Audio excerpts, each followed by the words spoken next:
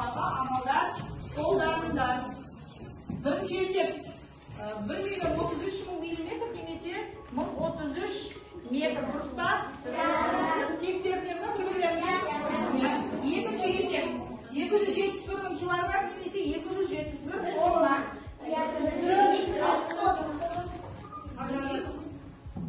Үшінші есепте әрқайсымыз өз жүгімізбен дәптерімізді алмастырып, үй жұмысын тексереміз. Алмастырып олай болатын болса, өткен сабаққа шолу жасап, жауап беріп кетейік.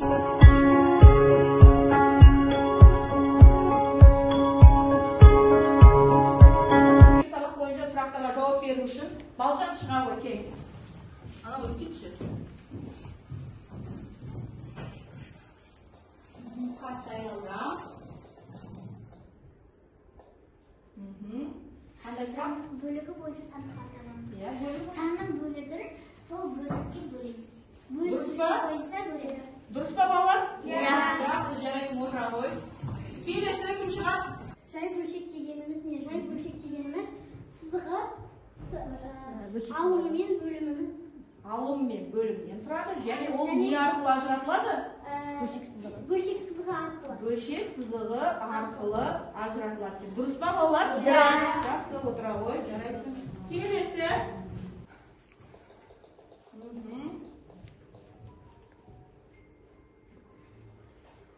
Сұрақ, қандай сұрақ? Санның бөлігін қалай табамыз? Санның бөлігін қараймыз. Санның бөлігін санды сол бөлікке көбейту керек. Дұрыс па? Дұрыс, жақсы. Келесі ондық бөлшек және ондық бөлшектерді оқу және жазу жаңа сабағымыздың тақырыбы. Жаңа сабағымыздың тақырыбы ондық бөлшек болғаннан кейін сендерге бірінші ойға не келеді? Ондық бөлшек дегеніміз не деген сұрақ туа ма? Туады, иә.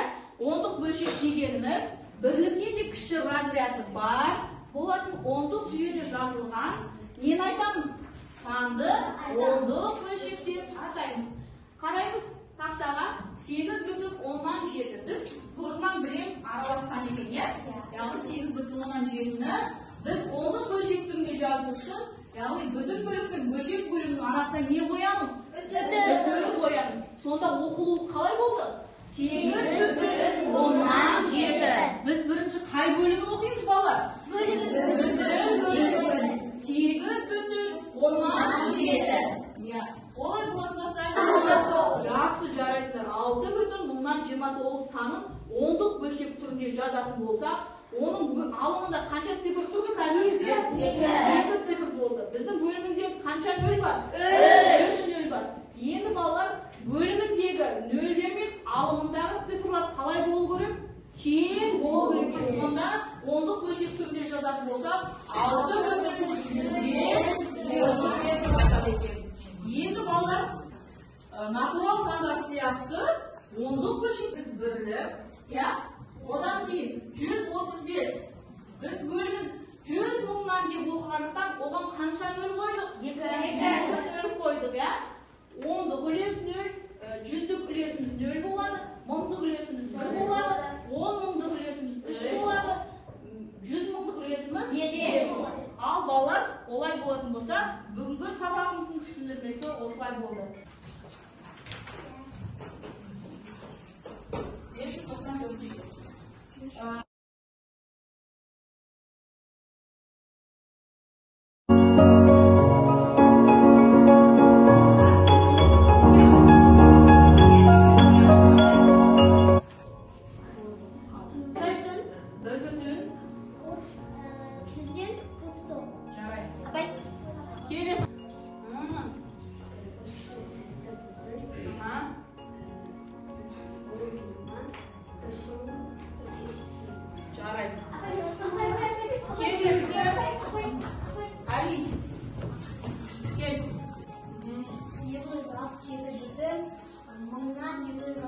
Жарайсың, отыра ғой.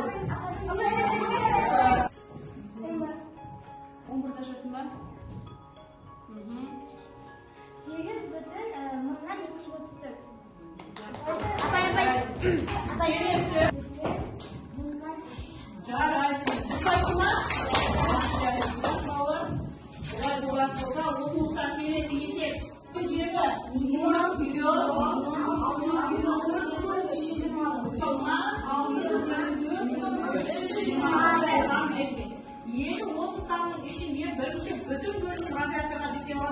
Ya, birinchi butun bo'limda bizga 987 tur, ya.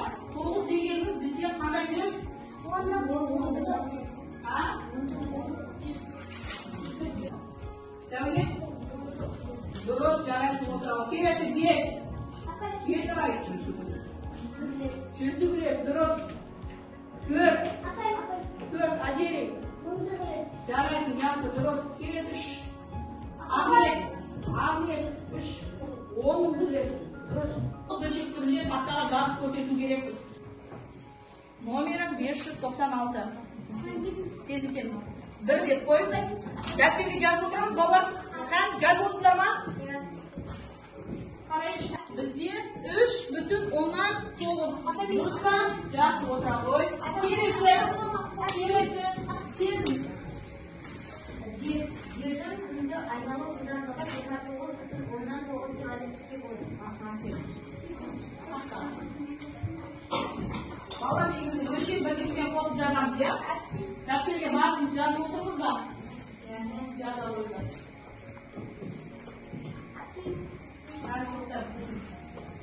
Birning ostida birdan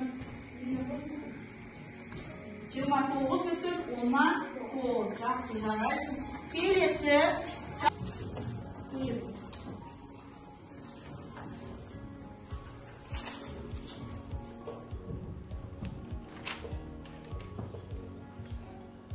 Tez etamiz. Taxtadan burun o'rtab akib ko'rsatuvga bo'ladi, ma'lum.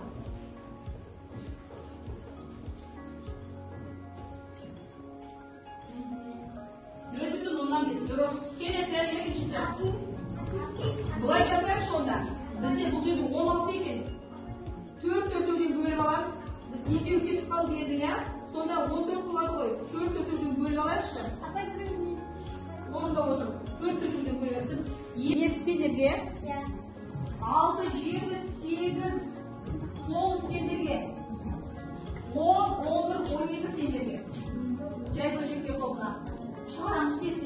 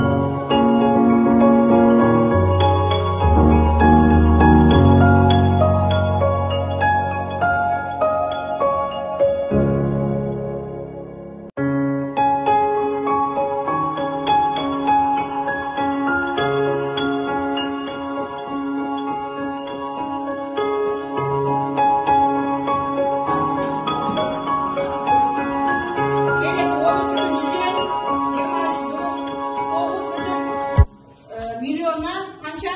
8,007. 3 6 durust. Bravo, jaraysiz. Qanchadan? 931 sani nega cheklaymiz dedi. Razryad bo'yicha cheklaymiz. Endi o'sha o'rta joyiga bizga 6 deganimiz qanday razryad? Birlik razryad. 5 deganimiz 6 deganimiz birlik bor. 10 razryad 5 deganimiz birlik razryad. Durust. Kelasi 9. 10 razryad. 3.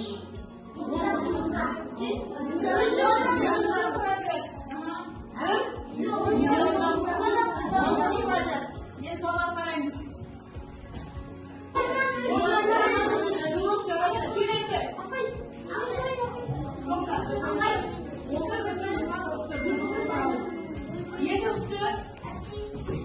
Yetişti kalmadı.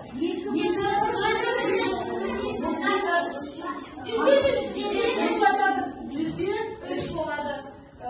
Neresi?